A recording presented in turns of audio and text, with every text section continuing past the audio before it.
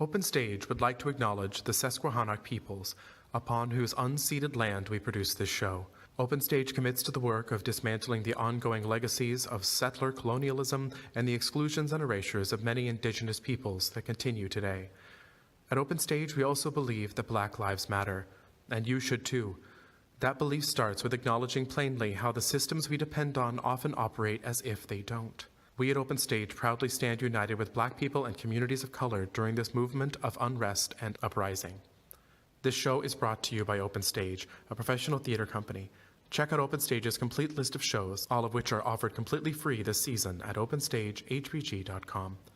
Thank you and enjoy the show.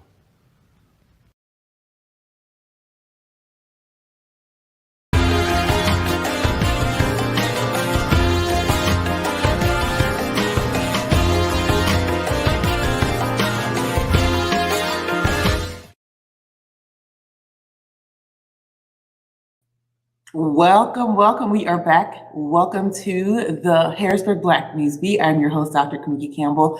We have a great show lined up tonight. We have special guests, Julia Mallory and Jennifer Smallwood. They are in the studio, backstage here on the StreamYard link, and they'll be joining us for some great conversation. But first, let's just have a little chat. I'm tired of talking to people about their campaigns. I am. I'm over it. I have talked to so many political candidates in the last week, and I just want to give a few tips on how to run a good campaign. First, have a good platform, all right? The folks want to know what you're about and why you want to serve Harrisburg. Mayoral candidates, city council candidates, MDJ candidates, school board, everybody needs to have a good platform. I know this is not how things were probably done all the time, but it's important to have a good platform with good points so that people know what's going on. I'm tired of going up to folks and going, well, what are you going to do? Where's your website? Where are your talking points? Where is the platform that people want to see so that they can understand what it is that you want to serve Harrisburg with? So here, that's one point. Second point is voter registration. Not only is it up to us as citizens and residents of this great city to get registered, it's also incumbent upon folks who say they want to lead us to help us exercise the very first thing that's the most important, which is the vote, right? Don't suppress votes. Get people registered, raise those turnout rates, turn up the turnout. That's what we want to do for the May 18th primary. So that's the first thing I want to say. So we'll be right back with our segment, Sweeping the Streets, and we'll also get into some more topics for you. But in the meantime, run good campaigns, good platforms, register voters. Let's go.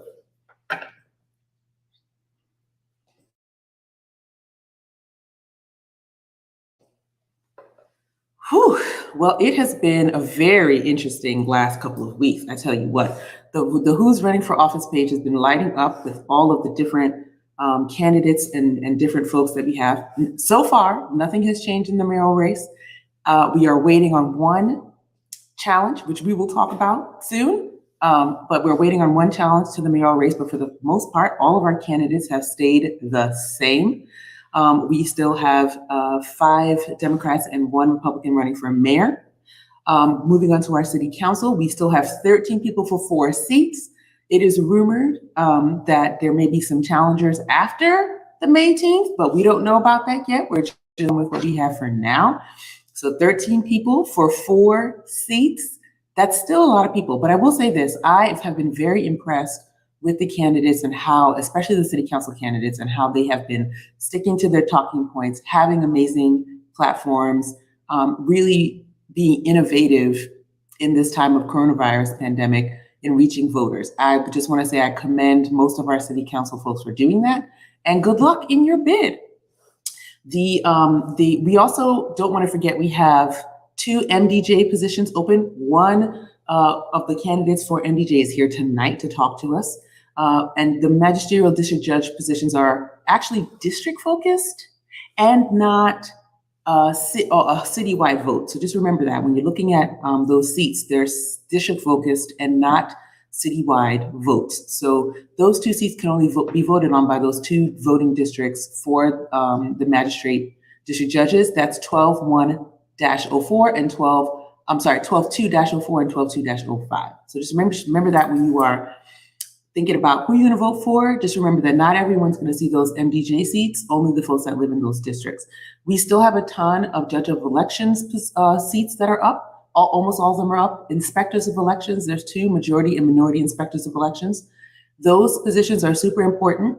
If you remember what the allegation was, right, for January 6th, J6, also known as Insurrection Day, the issue that we were having was that folks didn't believe that the votes were properly counted and that folks had actually voted the way they voted. Well, that's what those positions do. That's what a judge of elections makes sure of, that your vote is counted. That's what the majority and minority inspector does. They certify your votes so that when they leave your precinct and go to the county, there have been checks and balances along the way to make sure that your vote gets counted. So if you think that's something that you'd like to do, I'd love for you to find out how to become either a judge of elections or an inspector of elections for your precincts, which is a very important role to making sure all of our votes are counted. We have all of our positions up on the Who's Running for Office Facebook and Instagram page. So please follow us. We're almost to 1,000 followers and likes. So that's very exciting. We've only been operating for 3 or 4 weeks. And that speaks to me to the need for this kind of information in our city. We want to know more about the candidates, what they stand for, and keep abreast of what's happening. So please follow that page, Who's Running for Office, Harrisburg, PA, so that you can know more about that. The other thing that we have to talk about is the Dauphin County Democratic endorsements.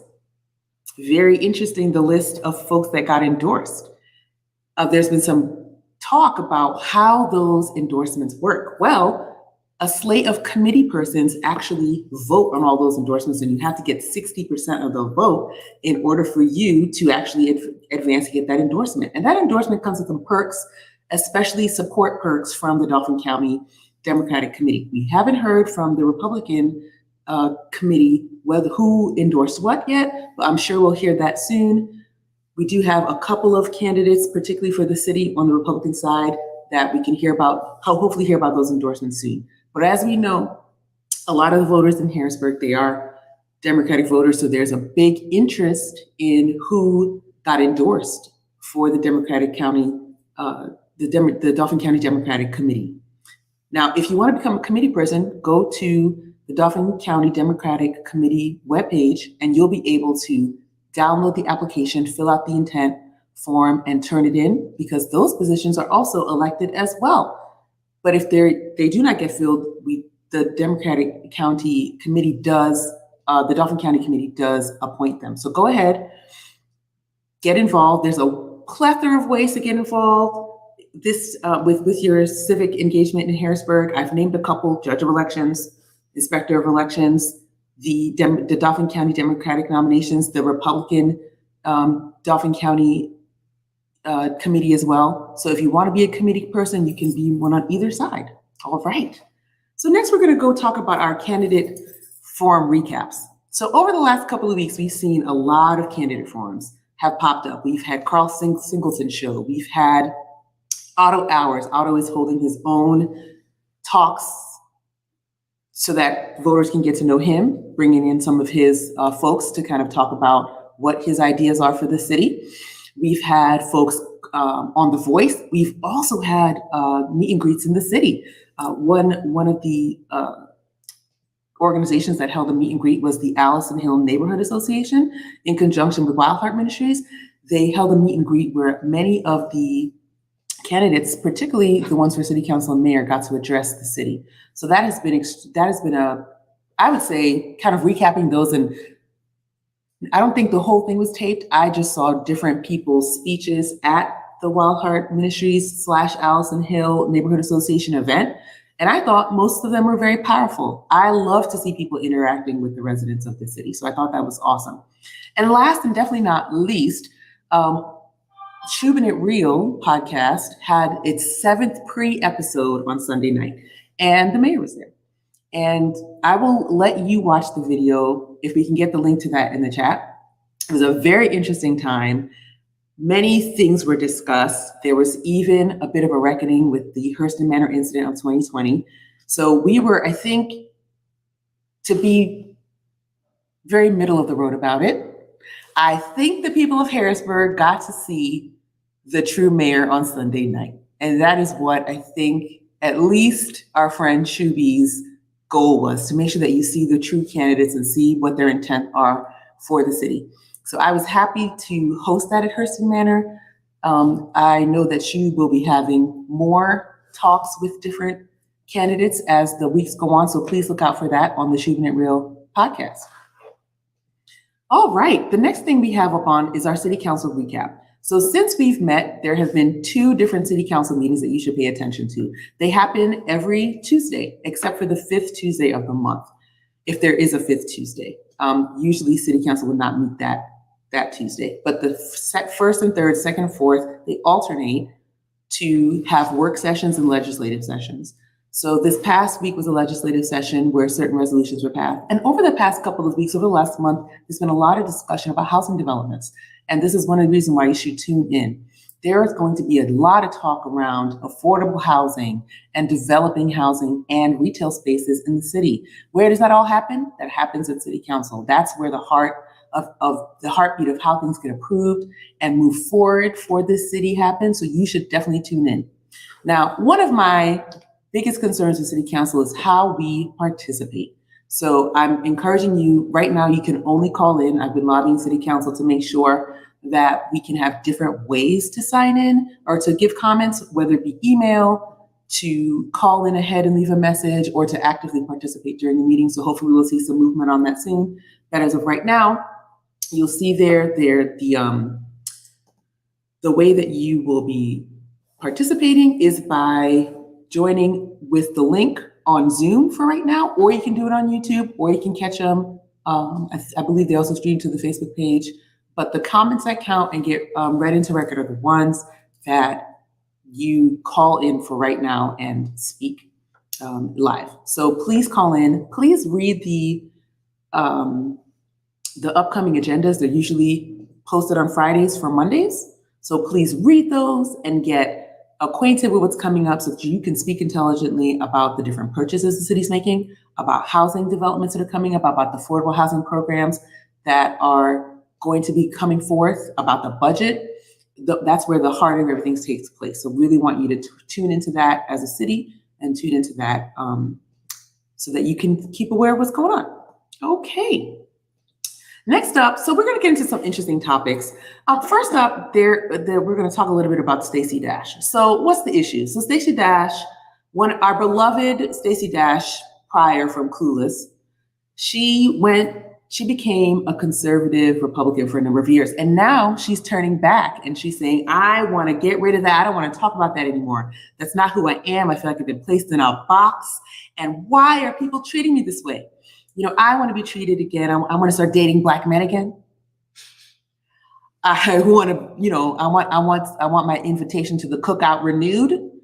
And so I thought about this, and I thought about all that's happening in Harrisburg and how we can tell whether people are sincere about their change, right? Like, so Stacey Dash wants to come back over from being, you know, kind of ascribing to a lot of hurtful logic and a lot of hurtful information through her party affiliation. So how does she come back from that, right?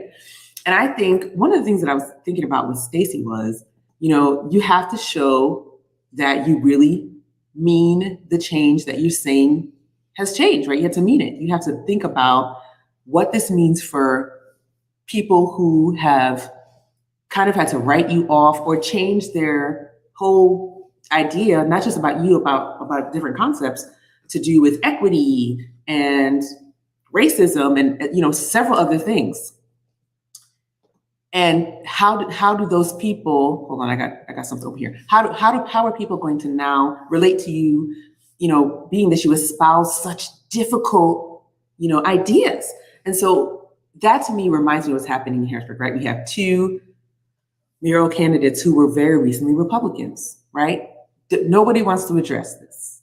Or if they do address it, it's this kind of like fly by night idea. Well, you know, I changed, so that's all you need to know. But why did you change? Why did you go from Republican to Democrat or Democrat to Republican? Is it just so you can run in Harrisburg? Is it because you really have had a change of heart? And why is that such a taboo subject to talk about? And I actually give Stacey, I want to applaud her, but I give her credit for actually coming out and being like, you know what, I want to change. Change is good. Once a Republican, not always a Republican. Once a Democrat, not always a Democrat. But change is fine. But why did you change? Are you changing because, this is a popular opinion now that we have a Democratic president back in power? Or are you actually changing because you had a change of heart about something? What is it? We don't know. So traditionally, that's when we change from any party to another party and we want to run for something, they call that carpetbagging for a reason. And I want to know, particularly from the folks who are local here, what's your reason for changing? Are you sincere? And why? And are you willing to talk about that in a meaningful way for Harrisburg residents? So that's a little bit about what I thought about that topic. And another topic that's come up along the lines of this as well has been talking about Black grifters. So lately, I would say over the last, probably since Michael Brown, and that's just since I had been paying Tamir Rice, Michael Brown, Trayvon Martin, people have been talking about the response to those deaths and who gets to talk about those deaths and who gets to help the families who are mourning with what's happening with those deaths. And very recently, Tamir Rice's mother came out with a list of demands to those who are profiting off of her son's death. And the reason why I call this Black grifters and grafters is because she alleges that these three in particular, Sean, Kimeka, and Ben, that they have been ambulance chasing and profiting off the death of not only her son, but other children and grown-ups off of their family's deaths in order to make a buck. And this is something that touched me deeply because, one, I think these mothers deserve it all. They deserve reparations from the police officers and the police departments and the cities that caused their sons and their daughters' deaths. In addition, though, it hits home for me as someone who works around Black liberation movements and Black liberation thought in the city of Harrisburg. And I too was accused of being a grifter. And it was very difficult for me. And I had to come to a reckoning that people are going to perceive your actions in a certain way. So how do you know the difference between grifters and grafters and people who actually care? And that's the big question. What kinds of things will you be looking for, or should we be looking for, to make sure that people aren't taking advantage? Well, one, if you say, Kimeka, D. Mallory, and Sean King, and Ben Crump, and others, that you're raising money for families whose children have lost their lives at the hand of something horrible like this, like losing their lives to police violence, get the money to them. There's no reason why Tamir Rice's mother, Samaria Rice, should be sitting up here talking about, well, the money never got to me. They were raising money for me. They had all these GoFundMes, they had all these things, and the money never got to me. Why would anyone take advantage of a grieving family like that? These families have gone through the ringer. They have had death threats. They have been homeless, some of these mothers that Samaria Rice is speaking for. They have gone through so many changes since their children died that it's only fair and it's only right. The other way, I think, that's the first one for me, is the money, because I believe wholeheartedly in getting families the money that they need in these times, especially when they lose a loved one to such horrible violence.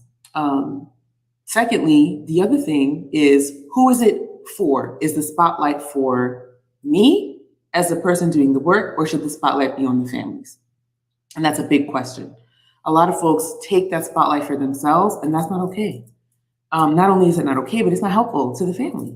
And a lot of folks have been asking in the community, they were like, well, and kind of side-eyeing Samaria Rice and other mothers. And I think it's interesting that they would get the side-eye. Why would they get the side? Well, it seems like they're only about money. And it seems like they're only about fame. No, these families are hurting just like any other family, and that have lost their loved ones to something horrible like this, and they deserve reparations from the city, from the police departments, and from the people who say they're working on their behalf. So that's a little bit about that. And I think about this for Harrisburg because when I, talk about and try to stir some conversation, the first thing, that comes up is, well, those families shouldn't be wanting money. That's not a way to grieve. Yes, it is. Absolutely it is. Let those people have all the money. Get them all the coins to make sure that they don't have to hurt more than they're already hurting over the loss of a child. Why not? That's kind of what I was thinking about that. The next thing is a little lighter. So I know those two topics were a little heavier, but this is a little lighter. So this one is, in my friend group, we've been having an argument about top sheets. Now, it's not just about the top sheet. People have been accusing millennials of killing a lot of things. One of them is the top sheet. So I just want to tell you about me. I don't like top sheets. They don't make sense. Okay. I have a mattress cover. I have a fitted sheet. And then we have a blanket. What do I need a top sheet for? Okay. But that's not the whole argument. The argument is that millennials have killed so many things. So here's a long list of things that they've been talking about millennials killing. Okay. Which I think is not fair. We killed capitalism. Okay. I like that one. That's not bad. That's not a bad one. Killing capitalism is great. Millennials have also killed walking into banks, apparently, which I think is weird. But if doing banking online is easier, why not? Millennials, they were trying to blame us for killing the Postal Service pre-2020. But we didn't kill the Postal Service. Email is just easier, and paying your bills online is easier. I don't see what the problem is. They've blamed millennials. Now, caveat, I have on my shirt tonight on purpose. This is another Black Mermaid special. It says Elder Millennials, because I'm actually right on the cusp of Generation X and Millennial. Listen, I don't want to hear it out there, okay? I see some people already laughing. I am still a millennial, 1980 something. All right, I'm still a millennial. And this old millennial says, top sheets can go to hell, okay? I don't like them. But the bigger conversation is, what else do you think? First, I want you to put it in the chat. Top sheet or no top sheet? I'm watching every answer. Okay, that's first. Second, do you think it's a fair assessment to say that millennials killed so many things, like buying houses, like bank accounts, like walking into a bank to bank, in an actual building? And so is it fair to kind of talk about millennials like that? Let me know in the chat what you think about that. But yeah, the top sheet argument has been pretty divisive. Okay, it's been interesting.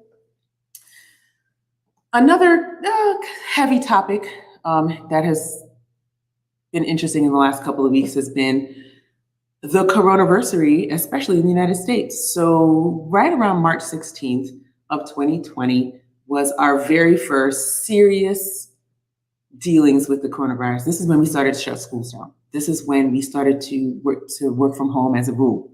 And it's been 1 year since our state has been pretty much on lockdown, our service industry. And what I think is really interesting about this year is we've learned so much about ourselves. Prior to this year happening, a lot of folks said things couldn't be done.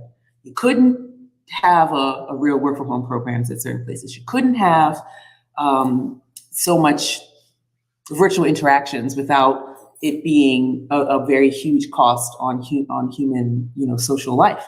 And it has absolutely been a huge cost. And I personally, I think with so many people, are so wary of it. But we have been able as a society, particularly with like YPOC and our local society, we've been able to do things I think that no one has never thought possible. I never thought that we would have to stand up a whole virtual program. I never thought I had to learn so many tools. I never thought that I would have to learn how to make all these graphics and learn how to do like a virtual show, all things that I learned during this lockdown. So where are we now? I think is a good question. We're actually entering a fourth wave of coronavirus, along with vaccines becoming more prevalent, and along with testing taking like a middle of the road, tepid kind of approach to testing in various places. So I think that while we've come a long way with the coronavirus, and I'm congratulating all of us on making it a year, I do know we have a long way to go. I know that folks in the community are sick and tired of virtual everything.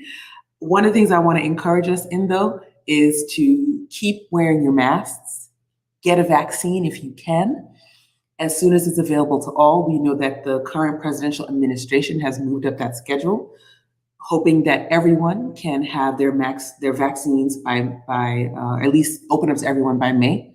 So if you have a chance to get your vaccine, I'm wishing you a very, I wouldn't say happy coronavirus, but I'm happy that we all made it through.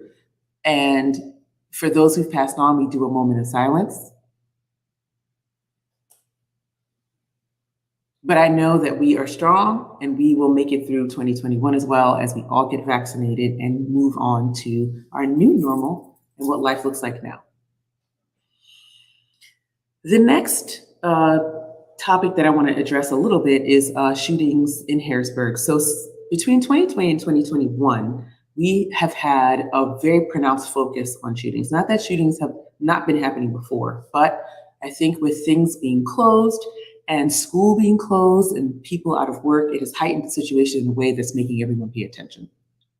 And this is not something that's happening just locally to Harrisburg, so I don't want to make it seem like it's just us, but it is something that is affecting lives in Harrisburg just like it is around the country. And a lot of difficult conversations have come up around shootings, particularly in the community. Folks go back and forth between wanting more police presence, but also fearing more police presence because they know what it means to have police presence in Black and brown neighborhoods and how dangerous that could be.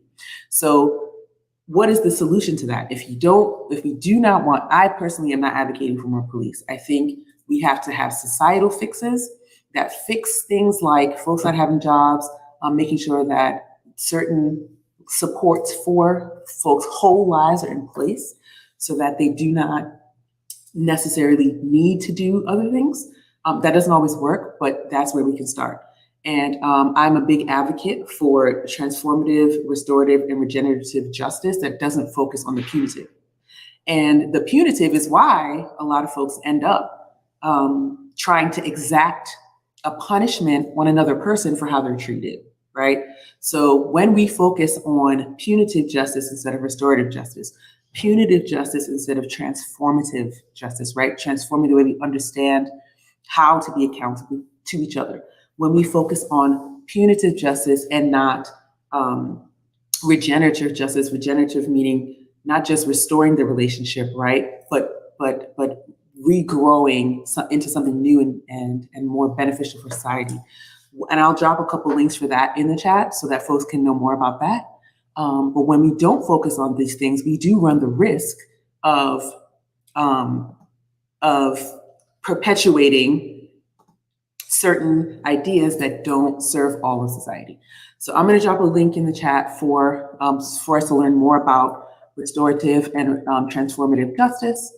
And I'm hoping that we can go on a journey together over the next couple of weeks of talking about that as a community.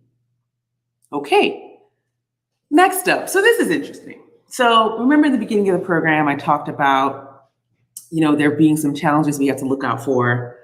We're just trying to wrap up some challenges. So the one that was the most interesting to me was the Auto Banks residency challenge. And the reason why this challenge was interesting is because the community has been talking about it so much. So first things first, I want to know what you think in the chat. Should residency matter? What do you think, Harrisburg? Should residency matter?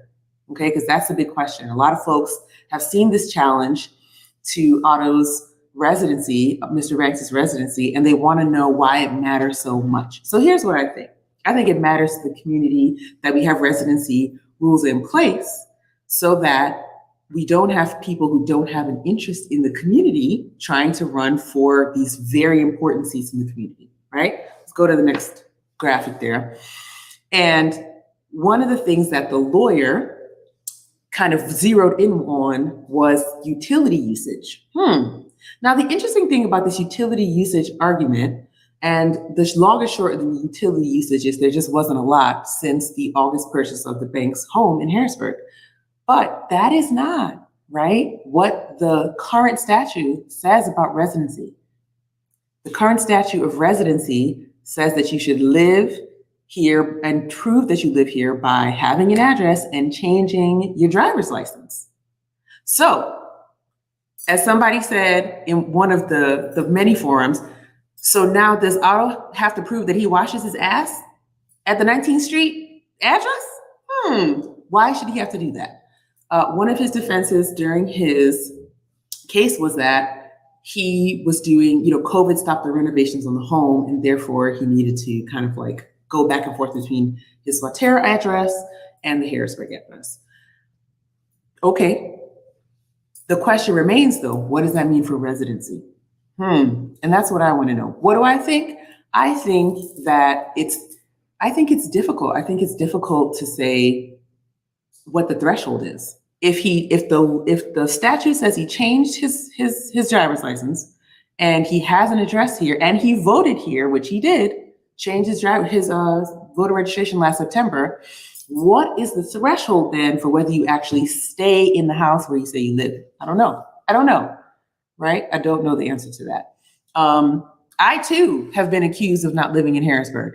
But that's not untrue. Like, we have multiple interests in different places. And so I understand, not living here full time, just like Otto, actually.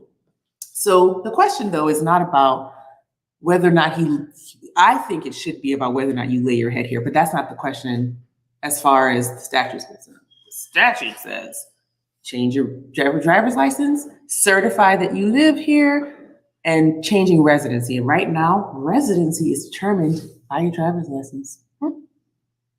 All right.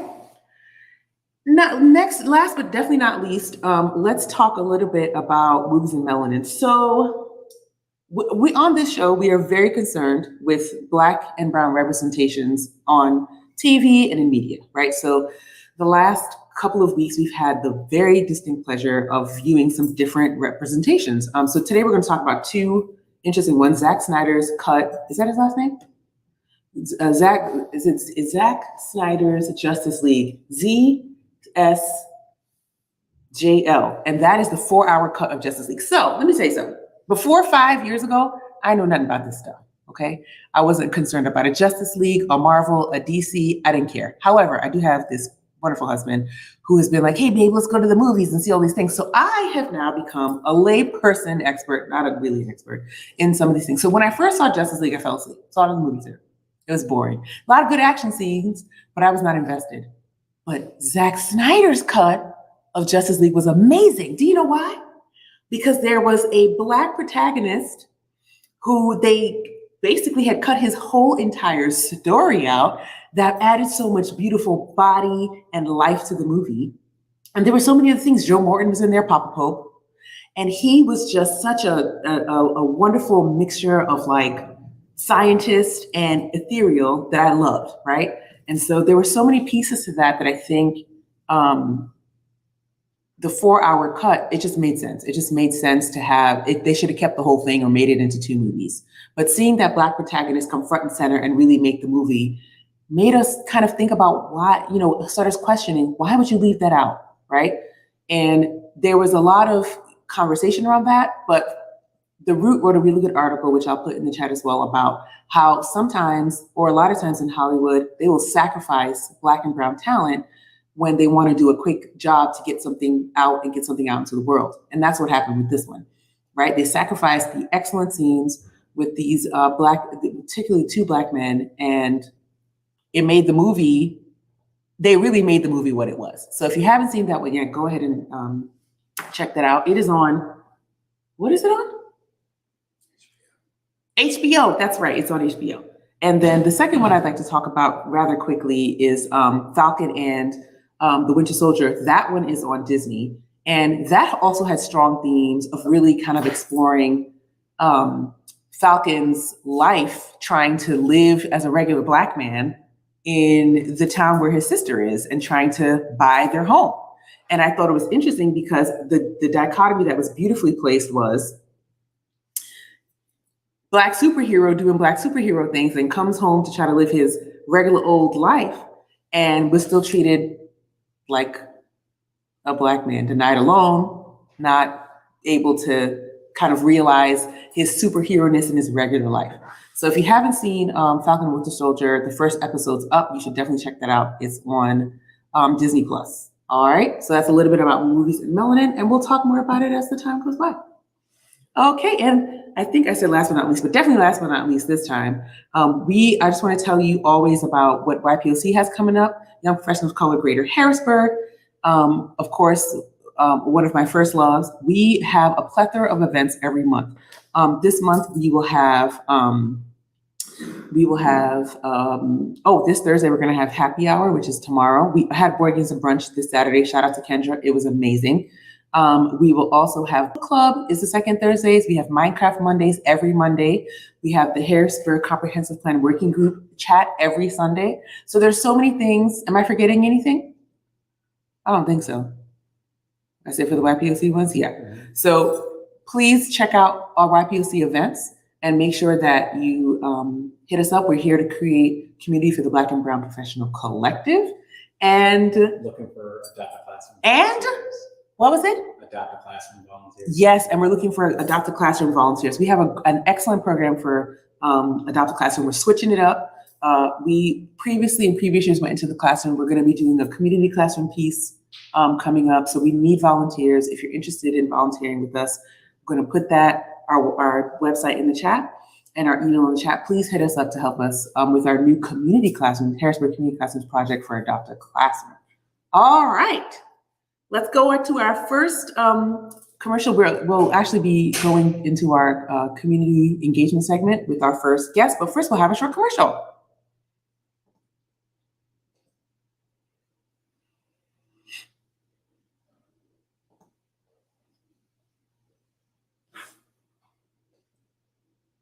Oh, wonderful. So real quick, I just want to tell you about some of my favorite folks in Harrisburg, the Courtmans. They have been, the Courtman's Landscaping has been a saving grace to Hurston Manor.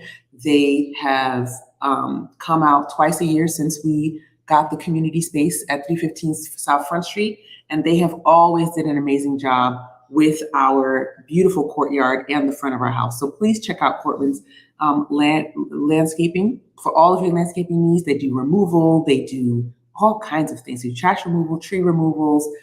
They're really adept with understanding what plants should go where in your yard for maximum sunlight and all kinds of cool things. So check them out, Courtman's Landscaping. They have a website and also their Facebook page. So check them out for all of your landscaping needs. Okay. Now we've come to one of my favorite parts of the show. We are going to welcome our first guest, Miss Jennifer Smallwood in the house. Hello, good evening, good evening. How are you? I'm doing great, Dr. Campbell. How are so you? good to see you. Oh, please call me Kimeka, because you know you're Mama J to me. So. I know. How are you doing this evening? I'm doing very good. Thank you. Okay. And thank you for having me on here this evening. I appreciate it. Absolutely. I hope, I was really hoping to get you on here because one of the things, besides you running for office, which we'll get to talk about, of course, because you are running for a district seat, a district judge seat. One of the things that I wanted to highlight about you tonight is that you are one of our city historians. You're a person who knows so much about the city. So, I know I kind of say that, but I'm so serious. We had this event, what was that, 2 years ago? Yes. Wow, time flies. And it was called We've Been Here. Eris and myself and YPOC, we pulled that event together for our Black History Month, Black in the Burg. So tell us how you know so much about Harrisburg and the beautiful, rich history of Harrisburg. Well, number one, I was born and raised here. I've been here my entire 57-year life. But don't tell anybody you're 57. It is what it is. But what I know is that I love history. So number one, I'm an avid reader, and I've just always been interested in the history of, this town. So, but it's also important to make the connections with the people that know the history. I find it important to listen to our elders and hear what they have to say. So you learn so much. Mr. Caleb was there, and he is definitely the Harrisburg historian. in terms of, where everything is in this city. He also held a political office, but regardless of that, the history that man holds, many of us will never be able to grasp it. He has so much history and knowledge. So while he is here, I want to hear it. I want to learn it. And, so I think that's important.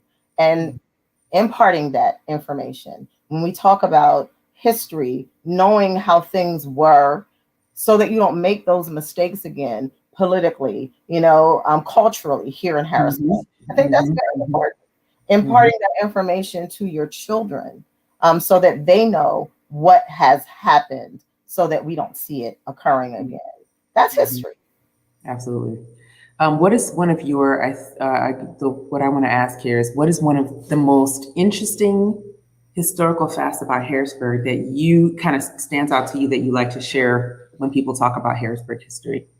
It's really funny. I grew up, I was born in the Jackson building, okay, 5th floor, and 6th Street has an abundance of history and an abundance of memories for me, coming out of the Jackson building, being able to walk across the street to Carter's and buy candy, and Judges and get a soda and a bag of chips. Walking up the street to Superior, having the fish house there within walking distance. I mean, Seamstress, Martha's Turntable. It was a wonderful depiction of what blackness should be in Harrisburg. I want to still see it. Like, why don't we have that?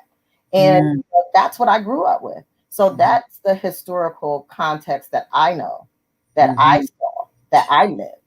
And it hurts because you guys don't see that, but what you're bringing to the table with YPLC is amazing, and using what you have to make yourself known, but it's not seeing it. That is what is missing, I feel. And and I was this poor little Black girl, okay, but I saw Black business owners running the businesses right in my face. So you have to appreciate that. Absolutely.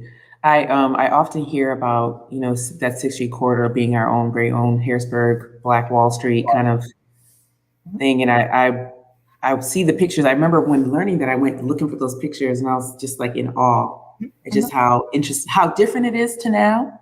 And just how much hustle and bustle and business was going on in that corridor. Absolutely. I mean, like you just had to go up the street to see, the Black doctor, and looking just like us, teachers, and all these people that lived in the neighborhood. So, switching gears a little bit, tell us a little bit more about you. I know that we're gonna get one more stop before getting to running for office, but you had a very interesting role in your professional life. I heard you retired. So tell us what you retired from and how that work has affected you. Well, I worked for the Pennsylvania Housing Finance Agency for 30 years, and I retired as the manager of real estate owned Federal Housing Administration. And it was an amazing career. It provided me the opportunity to provide for my family, but it also gave me an opportunity to return to school to attain, bachelor's and master's degrees. So I have nothing but wonderful things to say about the man who ended up being the CEO. He retired a little bit before I did, but Brian set the stage for operating in integrity and ethically, but also, making openings for Black and brown people. If I felt like if he were not at the helm of that agency, there would not have been tax credit programs that involved Black and brown business people or entrepreneurs. And he made it his goal before he left to open those doors to provide opportunities for staff. And that wasn't something that when I first got there 30 years ago that I saw. I didn't see a lot of us in leadership positions. And I just did an interview earlier talking about Black women in the workplace. And it hit me that in my department, I was the first Black female manager. And it was like, okay, Wow. and I'm like, you didn't realize that, but I didn't, because I took the role. And I mean, I earned the position, but I just was like, wait a minute, you didn't see this. And, but it was what it was. And so that was my work experience at PHFA. And I retired right before the doors closed to the world. And it gave me an opportunity to decompress and to quiet myself and to, just take a moment. So, but yeah, that's what happened. That's amazing. Wow, 30 years, first Black manager. You had a lot of different accomplishments, and I did not know that. So I'm happy to learn it. That's amazing. Wow. So I'm glad I'm getting to learn a little bit. Clarify that, in my department, there were, of course, Brian was the CEO. So, but before I even became, before I started working there, this is the history of PHFA. Before, when it first started, there were several Black executive directors. Back in, I think we started in 1972. Can you believe that? Wow. So, but then when I got there, we were under, Caucasian leadership. And we also had, another African-American gentleman who, became the CEO prior to Brian Hudson. But Brian had been there for years. I mean, he's pretty much started, I think, as like a junior accountant. So when you see someone starting and then working their way up, and to become, the CEO and executive director, to have the type of respect that he holds, not just here centrally, locally in the state, but in this country. He's a very, very smart financial wizard. And I'm honored that I call him my mentor and my friend. That's awesome. I've heard nothing but amazing things about him. So I'm so glad to learn more about him through you as well. All right, now to the meat of the thing. Okay. You are running for magisterial district judge. Tell us about why you wanted to delve into politics. Tell us about that. Well, this is not my first go round.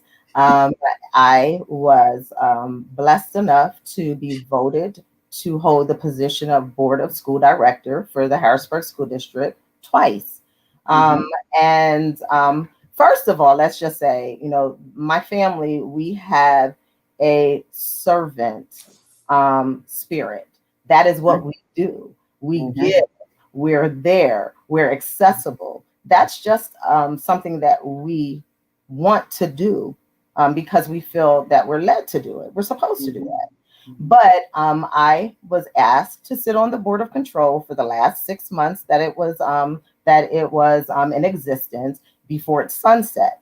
And so at that time, I made the decision. First of all, I'm a Harrisburg Cougar. Okay, I am a diehard. You've heard it, black and gray all day. So when I did that, I felt that there was a need for what I could bring to the table.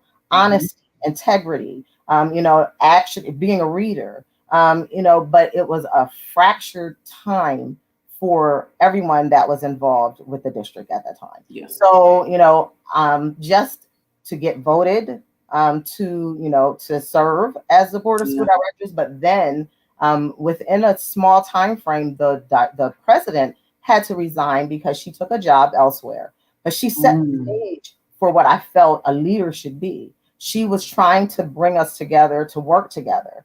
And so I was asked to hold the position of president and vice president for the first year. Wow. Did that. And then 3 years, for the following 3 years, was voted by my colleagues to hold the position of president.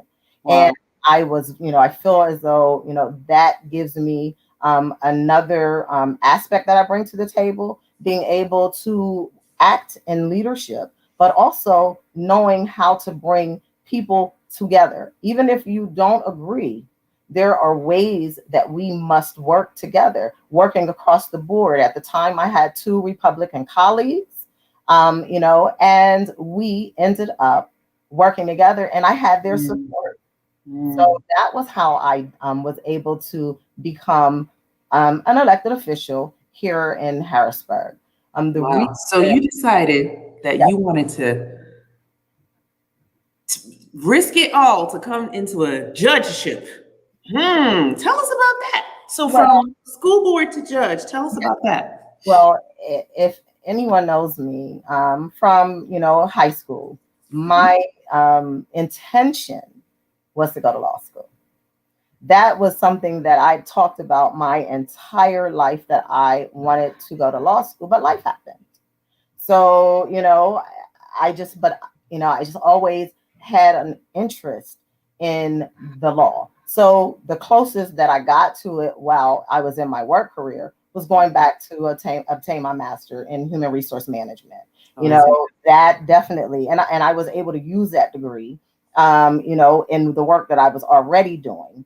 But I thought that would, that might have been the closest that I would get to it. But, like every elected position, at these offices open every time the term is up.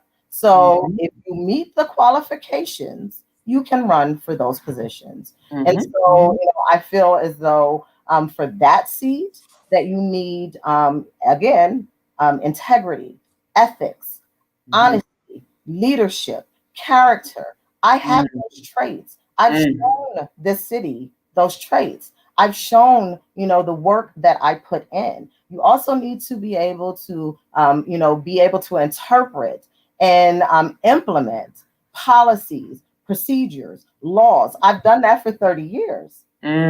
So I bring those skill sets to the table. So, and I live here, you got to take the test though. So that occurs in I heard that's the election, but anyone can take that test. It's not just for DJ, for MDJ. Yes. You can take that test you can take that class if you want. I actually got the materials, and it's a lot. You got like 12 different sections. Talk about that, and it's a month worth of school. Yes, it's going to be intensive.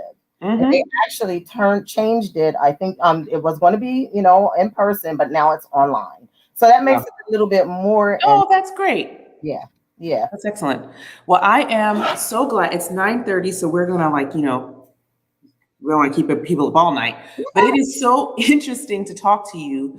I want to give you a shout out because you were so supportive to me on Sunday at Hurston Manor while we had the mayor there. So I just want to say I appreciate you. You're very diplomatic, and I appreciate having someone like you even interested in serving Harrisburg in this way. So I can't wait to see the great things you do, and I hope to have you back on this show sometime.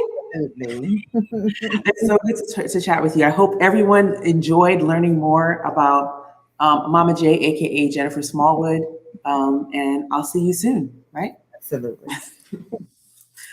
Thank you so much, Mama J. Jennifer Smallwood, she's running for 12-2-04 is the seat. Right before we bring on my very good friend coming up, we have one more commercial. All right, we're going to go into the culture and creativity segment right after this.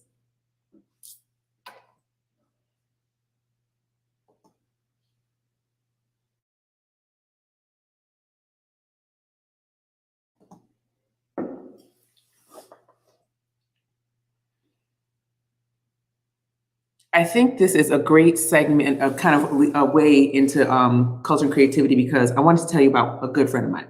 Okay, her name is Reginald Haywood. She is the premier, all right, skincare guru of our area. She's amazing, and I've been going to her for 2.5 years. If you want to know why my skin looks halfway decent, it's because of Reg.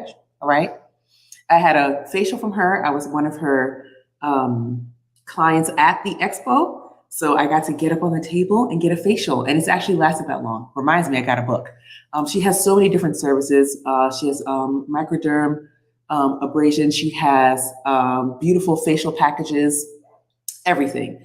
One of my favorite treatments there is the steam on my face. The steam treatments on my face have been amazing for the pores. So if you like my skin and how pretty it looks, please thank Reg.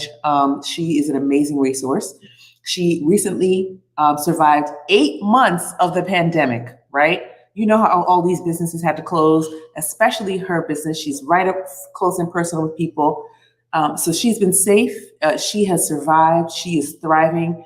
But I still think you need to visit her to figure out your skincare needs. Especially, if you have mask line, like I get acne on the sides of my face from my mask, right? Where the mask touches my face. So if you want to figure things like that out, if you want to get a really good consultation for your skin, I do suggest you book with Reg as soon as you can. All right. There's my little commercial. Want to bring in a heavy hitter into the room. Here is my good friend, Julia Mallory, the captain of rest, the captain of self-care, the captain of amazingness. Our Harrisburg poet laureate. Do we have one of those in Harrisburg? We're just going to say that's you. It's not me. It's somebody. There's a person. I'm sorry. That's not you. Strike that from the record. Okay. But yes, I'm so glad to have you here. How are you doing? I'm good. You already started off. Like, you gave me all these titles that people have already occupied. You see, I'm rocking my... But I love it because, when your friends celebrate you, it feels good. So I appreciate, the emphatic support. Well, half my I have to support you now because like half of my wardrobe is Black mermaid stuff. So I'm kind of stuck until I get new clothes. I don't know. So how are you doing? What's going on with you? I want to talk about first, here's what I was thinking for you.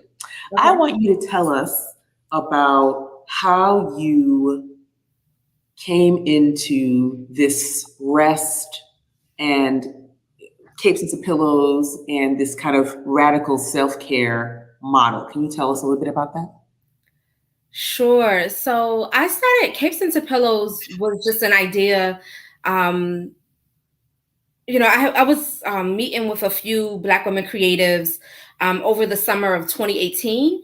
And the idea, we had all these ideas that we wanted to meet with Black folks and kind of slow down a bit. And we wanted to figure out rest and burnout because I think we each had our own stories related to that. Mm-hmm.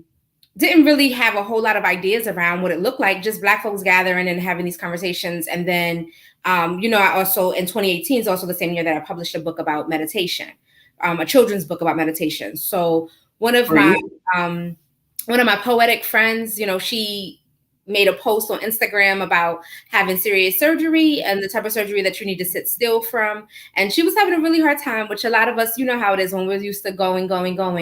And so eventually she hit a good window, like, okay, yes, I'm going to sit still. And she posted herself with a picture of a face mask on and said something about being a superhero. And I said something, I replied to her on Instagram. This is the summer of 2018. I replied to her on Instagram and said, I love it when superheroes turn their capes into pillows. And when I said that, I'm like, oh, snap. I love the way that sounds because also my relationship to, my first edition of Black Mermaids, the opening epigraph said, for every time I cape almost became a noose. And so with that, just kind of this evolution of like hyper productivity and hustling and doing all those things. And so that was the summer of 2018.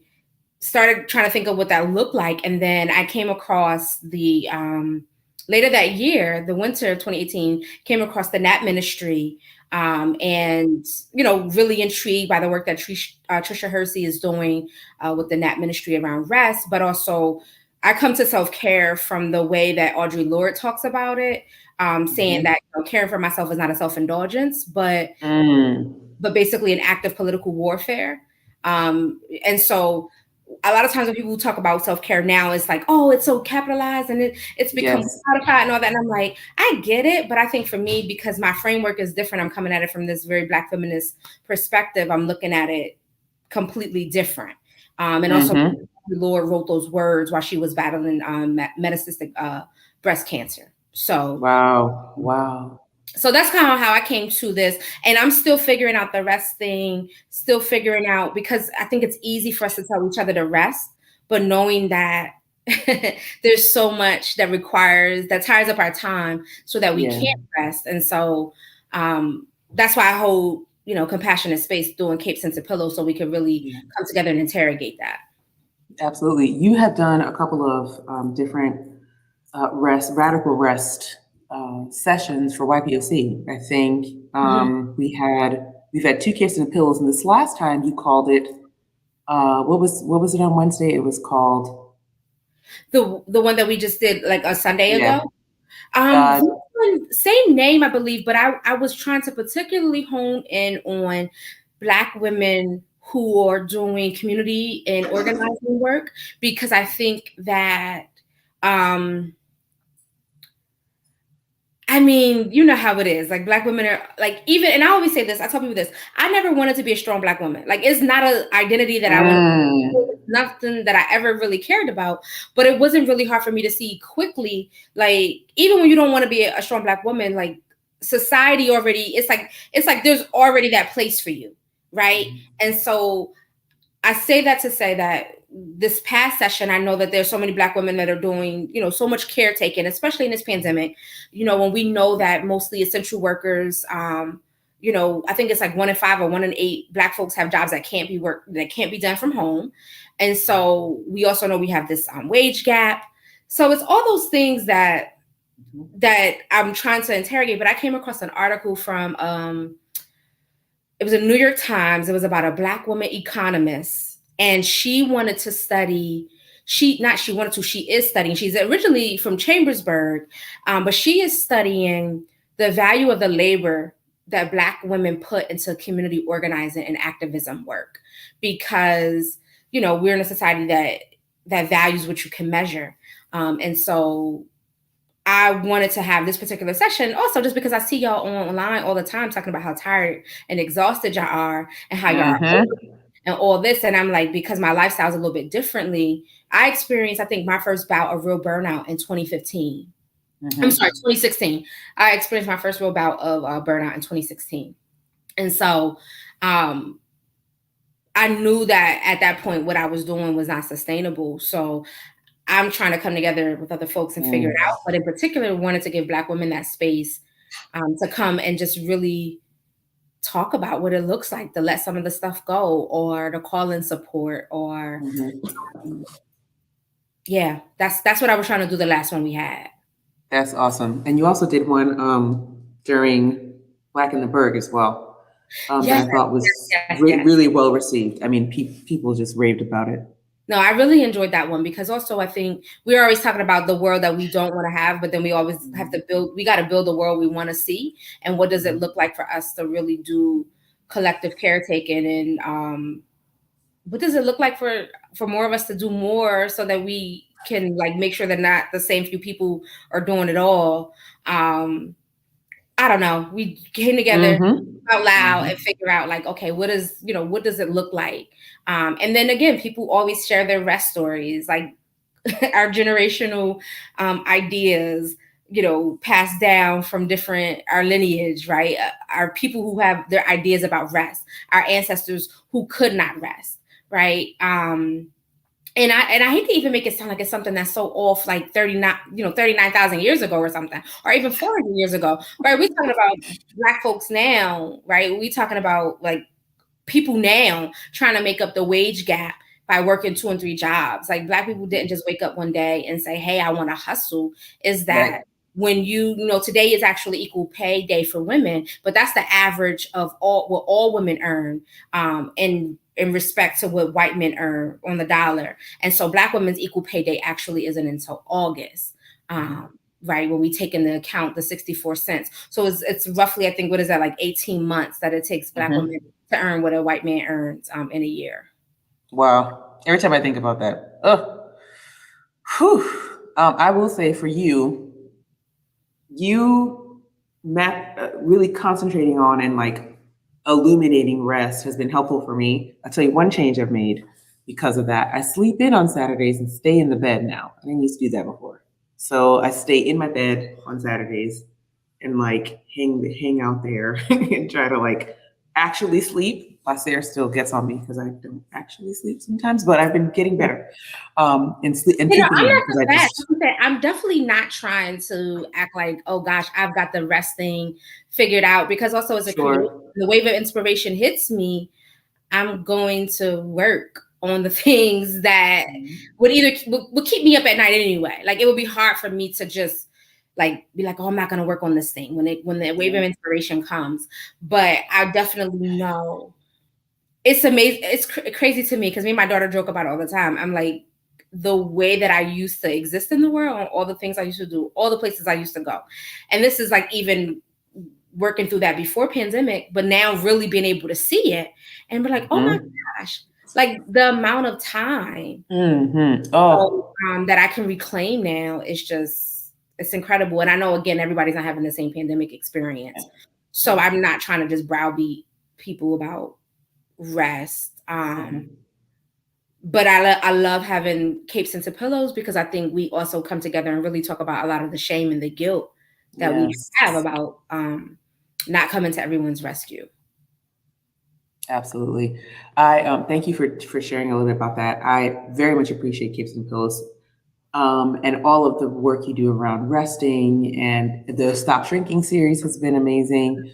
Just so many things that you're doing. One of the things that you are doing is re-releasing your book. Can you tell us about that? So I'm re-releasing Survivor's Guilt. I think Survivor's Guilt came out in 2019, right? And it came out literally the last days of October. And then, you know, anything that comes out around that time, you kind of gets assumed by the holiday rush, right?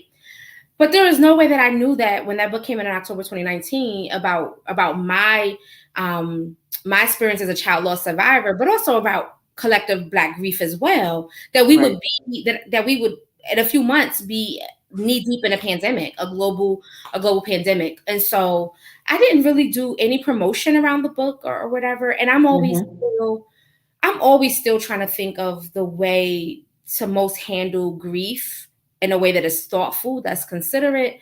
And so I'm saying that to say, I had the opportunity to kind of live the experience of the book by actually doing a lot of compassionate space holding around grief and having grief workshops. I think in 2020, I held over 40 workshops, and about 18 of them were grief related. So Survivor's Guilt, I am re-releasing it. That's the old cover. It's going to be completely redesigned.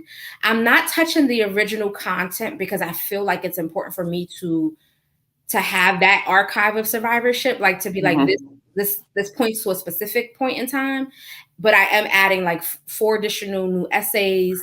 It's also going to be interactive, so I'm making use of like QR technology as well. Completely like redesigned layout, like I said, from cover to the way the content is presented. So I think for me, re-releasing Survivor's Guilt, it just felt like the right thing to do. Like I want to continue to have these conversations with people about grief, and in particularly Black folks and Black grief is something that, and when I can stay sane when I release my work by really sometimes not going back to reread it. But when I reread Survivor's Guilt, I was like, oh wow, like I really said some things in this book. Like you did say some things. I was really proud of the work in retrospect that I did, which is another reason why I'm not touching it, because I'm like, oh, I already said those things, but I wanted to say more. I wanted to say more without having to rewrite a whole nother book, because I'm like, I feel like I already said enough and didn't even really get a chance to wholeheartedly engage around the content of that particular book, which is fine. I feel like this just, is another opportunity. So that's why I'm releasing Survivor's Guilt. And you know, if folks are like, hey, I already bought the first one, you know, contact me. Maybe we could figure something out about, like, maybe I can get you like electronic version of just the new edition. I never want to charge Black folks for grief work, like related to whether it's something I'm publishing or whatever. But then as a creative, like I have hard costs. So I'm always trying to figure, I don't know. I'm always trying to figure this thing out. It's not something that I have all the way mastered because I'm so close to it, but. Wow. Yeah. I'm really excited to read the extra essays. I particularly enjoyed when you and Madonna did the talk at Midtown. That was so great because it really gave people, I think, insight into your work in real time that helps you connect very well to the work. So I really appreciated that. No, I think oh my God, that was a life-changing experience. I think to be able to be in conversation and community with y'all around that topic, and just being able to, you know, to share just kind of my thought process around the work. And yeah, so and I know you said if there was something that we wanted to talk about in our segments, because I'm thinking about Tamir Rice's mom. Yeah, Samaria Rice. And that whole thing that is going on with the grifters. And I'm not gonna lie, that situation had me hot. It had me so hot. Super hot. Yeah. But you know, we can come back to that, or we can, you know, I'm sorry, I know you might have your I mean, Mama J, do you want to come back? You want to come back? Here, get her in here. So do you hear what we were talking about? Both of you guys can unmute, there's no problem. About Samaria, right? What do you think about that topic that we talked about with the Black grifters? I'm going to say, I mean, if you're advocating that you're there to help, and you have to also be accountable for, you know, people's money that they're sending you. So yeah, I'm not feeling that at all. Period. I very much, it hurt my heart so bad because, like, I was really upset with people being upset with the moms, Julia. That was my big thing. People were upset with the mothers. Yeah, no, I think it's so much easier to be upset with the moms because people have invested all of this hope into the work that those other people were doing.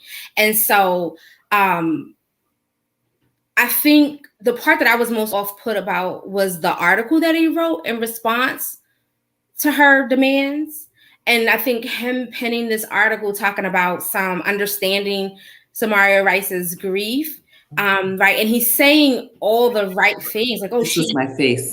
Listen, because I think also it was just, first of all, if somebody tells you just generally, like, hey, I don't want to be affiliated with you. Like, she's not like a public figure, right? Like, she was thrust into the public light because of this tragedy that she had happened to her. So I think even just him respectfully, I think it would have been okay for him just not to address her. It would have been okay for him just not to put her picture front and center and her name.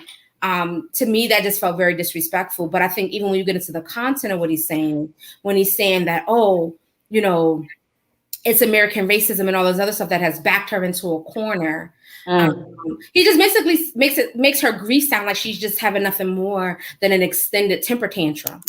And that really bothered me because I'm like, and then he put, you know, the Tamika Mallory's, no relation, Tamika Mallory's grief into like in contrast to Samaria Rice's grief, right? And basically saying like, oh, well, you know, Tamika, this is how she used her grief. Like she was able to basically elevate her situation, right? And I'm just like, I think that, again, the people that are doing the work, like him, he was, to me, unwilling to sacrifice this idea of being an expert for having genuine empathy, right? Yeah. How could you be here really saying you care that much, right, about the situation and not understand just has no concept of the genuine pain that people experience when you have something so tragic and devastating happen. So the idea that, but I think he had to come out that way because you have to delegitimize her, but you have to be very careful. You got to like walk that line because, you know, people, you don't want to seem just outright disrespectful, right? Yes. Because then people will be like, oh, well, that's so mean. But to be able to, again, be seen as the expert that you are, It was very patronizing. Okay. It was very patronizing. Sounds like that. And I'm sorry, I didn't get to read framework you guys are talking about, but just listening to it and what your explanation definitely sounded very patronizing. Yeah. Very, very patronizing and very much like, not only am I the expert on like things, I'm the expert on your grief. Right. How? Right. I'm like, listen, I'm a child loss survivor whose son died due to gun violence, and I'm still, I still tell people like, I'm not an expert on anybody's grief. Like, and so the idea that you could list all these things, like, oh, this is all no, she clearly has a legitimate grievance against that other stuff, but she's talking to you right now. Like nobody is lost on all the situations. That's right. The premature death of her baby boy at 12 years old, right? And that's the thing that I think too that just really struck. It's like someone's child was gunned down, 12 years old. 12 years old. I just couldn't even, in my heart, I still would be like, ain't nothing I can say to that woman. Absolutely. Right? Like just basic etiquette. Ain't nothing I can say to this. I'm gonna go on over here and sit down. Right? And sit down. I meant, listen, what is the part, like, you know how we do. I meant no disrespect. I'm sorry. And just move on with your life. And move it along. And move it right along. Period. Whew, I'm getting upset thinking about it again because I'm just like, I don't even know why I brought it up.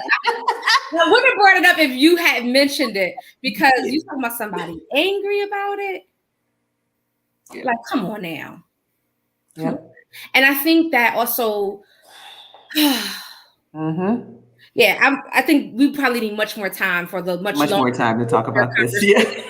And the conversations around Black activism that gets commodified and all of that, I think that's another conversation we can have in the future. Absolutely right. And I think that's probably what a lot of local people are taking away from it, not just local to Harrisburg, but in different communities. Like, I know that people will be like, fine, if I'm going to be treated like that, then I'm not going to do the work. And my answer to that is, it was never about fucking you anyway.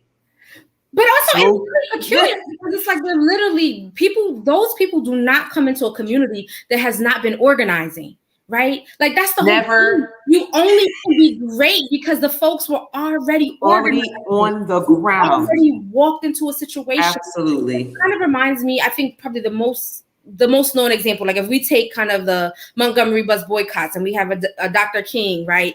There are already Black folks doing the work on the ground. He comes already, and I'm definitely not likening Dr. King to a grifter, but he comes into a situation where folks are already working, right? Joanne Robinson, those Black women are already organizing, right? So his work is made possible because he's already coming into a situation with infrastructure. Absolutely. Right. So and I think that's the exact point.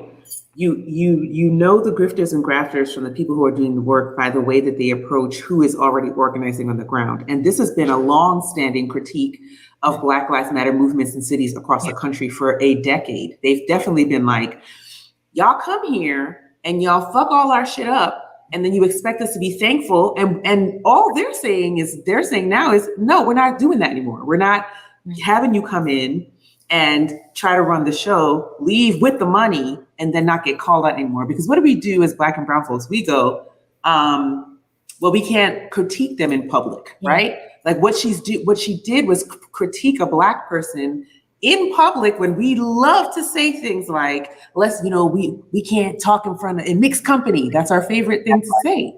So the fact that she did that, her and I'm forgetting the other woman's name right now, who also in the article, in the demand letter, demanding what they were demanding, we don't do that publicly. And the fact that she did that was not only, to me, brave, but I think it was honest. Like, we shouldn't be taking, of course, not taking advantage of each other, right?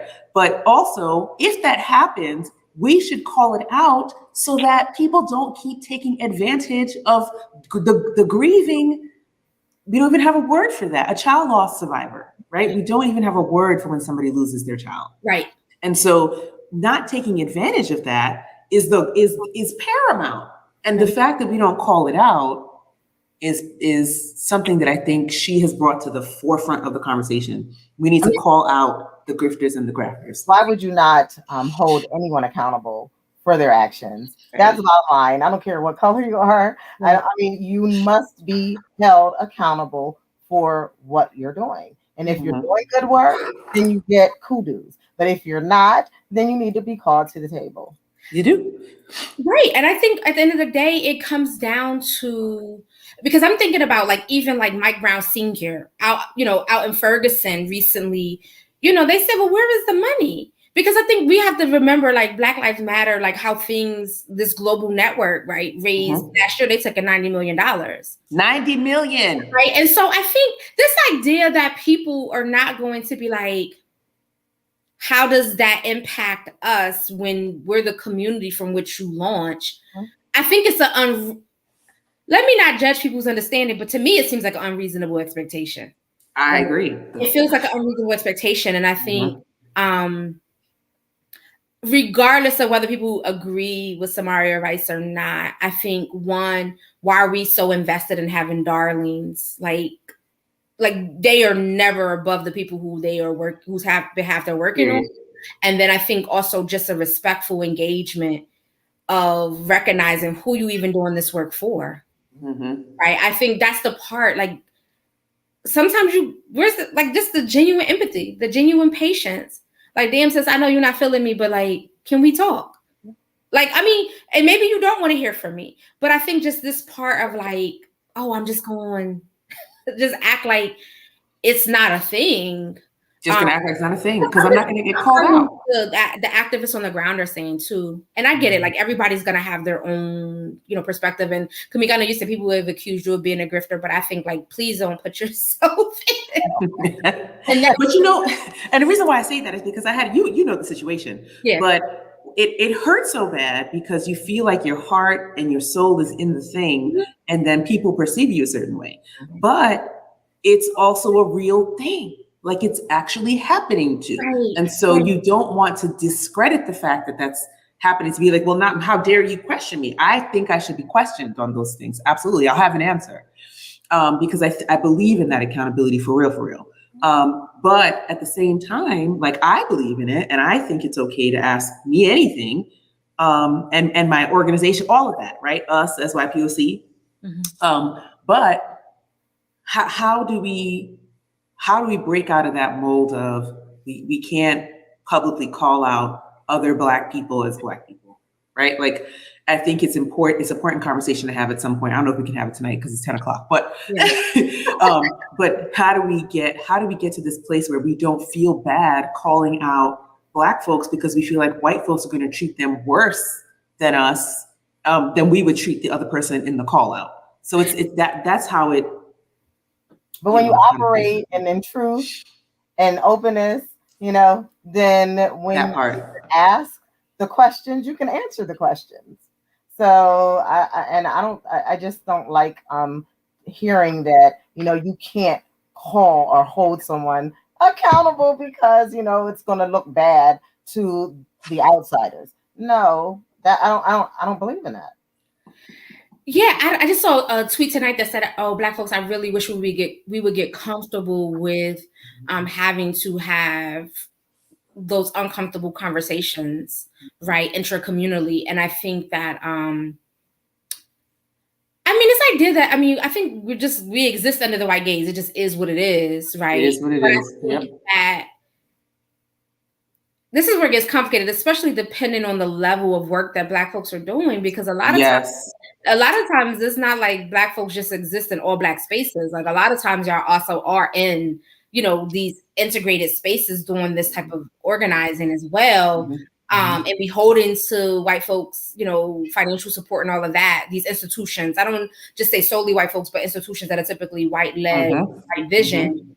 And so, I don't know. And I think also when people kind of move from community to community, I think it makes it harder also to that accountability because you just kind of keep it moving. So correct.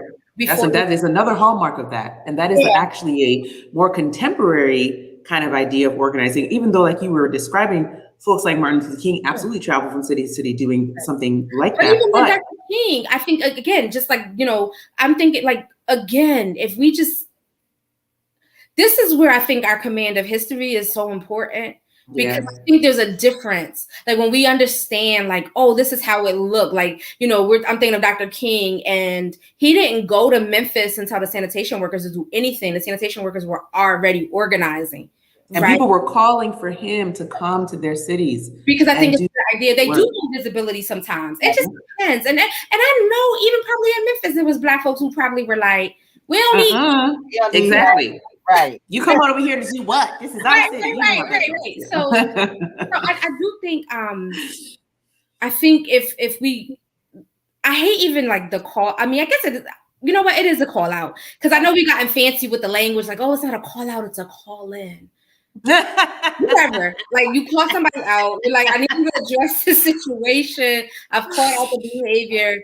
I know it's easier said than done, and I do think it's a much longer, complicated conversation. So well, we're going to try to have it, all right, but you know, we're going to have to come back with a special episode. A special episode. Yes, but I want to thank you, ladies. This conversation was really important to me. I'm glad that the topics, you know, facilitated this. I'm going to say goodnight to you both. Yes. We're going to go to our ending segment, but thank you again. I can just say here.